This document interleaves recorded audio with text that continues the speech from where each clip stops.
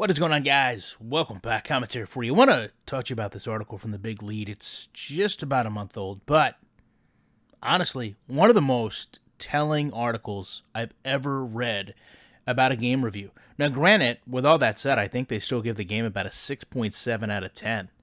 But I really thought, and I would encourage you to go look at the article, but I really thought this last paragraph would be the best way to surmise where we are, not just with Madden 20, but with Madden.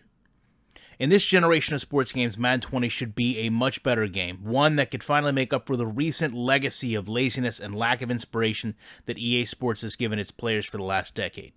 Face of the franchise mode is yet to be seen and could be the saving grace in the end, but its lack of inclusion in the beta is a bit scary with the game set to be released in about a month and a half. Madden 20 looks great and feels a bit more like its real-life counterpart, but the same stale presentation and same stale franchise mode kept it from really being the great game it could and should be. When you have the exclusive rights to the NFL, you can get away with releasing the same exact game year in and year out with little effort. It's more of the same this year. I mean, I'll be honest with you, whether you love Madden or hate Madden, it's hard for you to look at that and say that it's inaccurate. You can love Madden and be loving the same game each year. You can dislike Madden and be disliking the same thing about the game each year. In fact, I think a lot of people do that. As I mentioned in yesterday's video, I think a lot of people don't have enough context of this game being sold to them for a long enough period to have been fed up, as some people in this community are.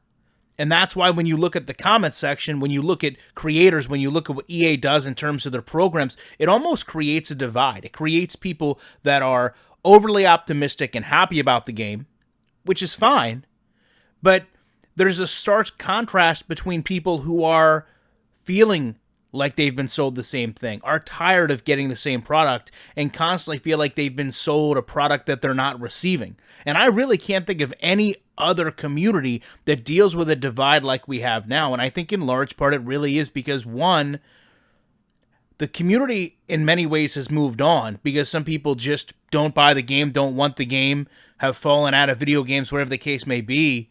And the people that stick around or continue to hope that this game will turn into the best sports game in market that it should be, for all intents and purposes, with the NFL license, with the league backing it and only it.